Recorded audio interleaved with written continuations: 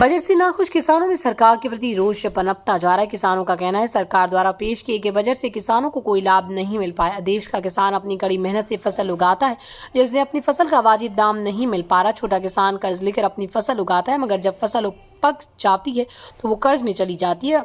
आज का किसान बर्बादी की तरफ जा रहा है। किसान अपने परिवार का भरण पोषण करने में असमर्थ है, क्योंकि फसल तैयार करने में किसान का काफी पैसा खर्च होता है, इससे किसान कर्ज में डूबता जा रहा है।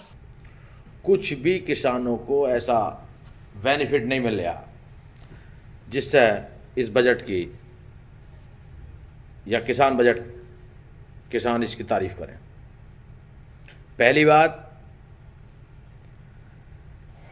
किसी भी फसल का वाजिब दाम जो उसके लागत मूल्य का लाभकारी मूल्य है, लागत पर जो लाभकारी मूल्य दिया जाए उसका कोई प्रावधान नहीं है। दूसरा, जो लागत है वो लगातार बढ़ती जा रही है, लागत का कहीं बेनिफिट नहीं दे रहे। बजट लगता है, ऐसा लग रहा कि बजट जो है अफसरशाही को खुश करने के लिए बजट दिया गया, जिसकी बंदर बांट हो सके। बंदर बांट अफसर ऐसे कानून ला रहे हैं जिसका हिस्सा खुद हड़प जाएंगे। डायरेक्ट बेनिफिट की तरफ इसमें बहुत कम हिस्सेदारी है जो किसानों को डायरेक्ट इसका। हम ये नहीं कह रहे कि किसानों के खाते में पैसे गिरो, किसानों को यंत्र फ्री दो। किसानों की सबसे मेन चीज़ है किसान की लागत कैसे घटाई जाए। दूसरी चीज़ है कि लागत पे लाभकारी मूल्य फसल का, जितने भी जीन्स हैं, लगभग जो 23 जीन्स कह रहे हैं कि देश के अन्य अन्य कोनों पर ये जीन्स उत्पादन करता है किसान, उन्हें लाभकारी मूल्य कैसे दिया जाए। लागत का 50% C2+50 का फार्मूला, ये किसान लगातार मांग कर रहे हैं। लेकिन सरकार जो है कहती है किसानों के लिए बहुत अच्छा बजट है। भाई, जब किसान को उसके फसल का वाजिब दाम नहीं मिलेगा तो उस बजट का क्या औचित्य है, क्या फ़ायदा। किसान लगातार घाटे में जा रहा। हम तो किसानों से एक अपील करेंगे कि किसान अपनी ज़मीन को बचा कर रखें। आने वाले 20-25 वर्ष में ये व्यापारी किसान की ज़मीन पर टकटकी लगाए बैठे हैं और ये ज़मीन को अपने कब्ज़े में करना चाहते हैं। पहले व्यापारी क्या था, पहले फसल को कब्ज़े में करता था और मनमाफिक रेट पे जब वो किसानों से फसल व्यापारियों के पास पहुंच जाती थी तो उन्हें मनमाफिक रेट पे बेचता था। बड़े उद्योग घराने,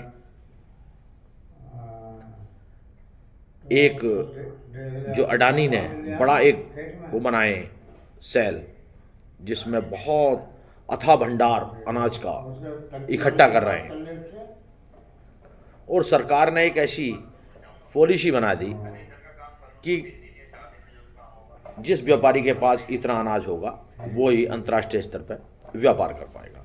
तो उसका सीधा सा अर्थ है कि उस व्यापारियों को फ़ायदा देने का सरकार का काम है। दूसरी चीज़, ज़मीन के लगातार रेट बढ़ रहे हैं। इसका भी कारण है क्योंकि कुछ व्यापारी ज़मीन में लग गए, ज़मीन को, कृषि भूमि को अपने कब्जे में करने के लिए। कृषि भूमि जब व्यापारियों के कब्जे में चली जाएगी तो एक एक रोटी की कीमत तय होगी। आपको कितनी रोटी चाहिए ये पूरा भारत का गणना करके और उसकी रोटी की कीमत तय करेंगे, व्यापारी तय करेंगे, आप नहीं कर पाओगे। जिस दिन रोटी पर व्यापारी लग गया तो इस देश में जीना हराम हो जाएगा। आज तो बहुत लोग हैं जो बीजेपी के पिट्ठू हैं, वो लगातार बोलते रहते हैं, अरे किसान कोई हमें बेनिफिट डायरेक्ट थोड़ी दे रहे, आप पैसे ले रहे हैं और हम उनसे अनाज खरीद रहे हैं। अरे अनाज अभी किसान के हाथ में है। जिस दिन ये अनाज व्यापारी के हाथ में पहुंच गया, ये ज़मीन व्यापारी के हाथ में पहुंच गई, तो जो टूथपेस्ट आप 50 रुपए का 5 ग्राम खरीद रहे हो, 10 ग्राम खरीद रहे हो, वो आपको आज महंगा लग रहा, लेकिन आने वाले समय में एक रोटी 1000 की बिकेगी, 1000 की। पूरे दिन की कमाई में इंसान रोटी नहीं खरीद सकता अपने परिवार के लिए।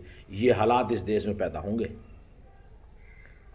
किसान अन्नदाता कैसे, बहुत ज़ोर से कही हमने फेसबुक पे, सोशल मीडिया पे, घर बैठे हुए डालते रहते हैं कि किसान अन्नदाता कैसे है, वो तो पैसे ले रहा।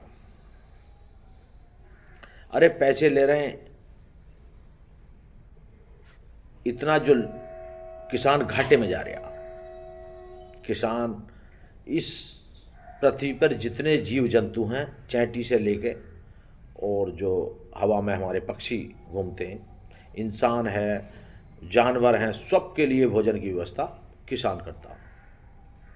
और किसान का दिल इतना बड़ा कि आप किसान के खेत में पहुंच जाओ और 10 रुपए के गन्ने की आप मांग करोगे तो 20 रुपए का फ्री में दे देगा। व्यापारी 1 रुपए की माचिस आपको फ्री में नहीं देगा। अगर आपके पास 100 का नोट है और कह दो व्यापारी से कि एक माचिस दे दो हमें, और हम इस टाइम टूटे पैसे नहीं, तो आपको एक माचिस नहीं मिलेगी। किसान का इतना बड़ा दिल है। किसान के घर कोई भी पहुंच जा, उसकी पूरी भोजन की व्यवस्था कराएगा, बैठाएगा, खिलाएगा, पिलाएगा, आपका मान सम्मान करेगा। व्यापारी के पास आप पहुंचोगे, अगर चाय उसने पिलाई दी और आप बिना उसके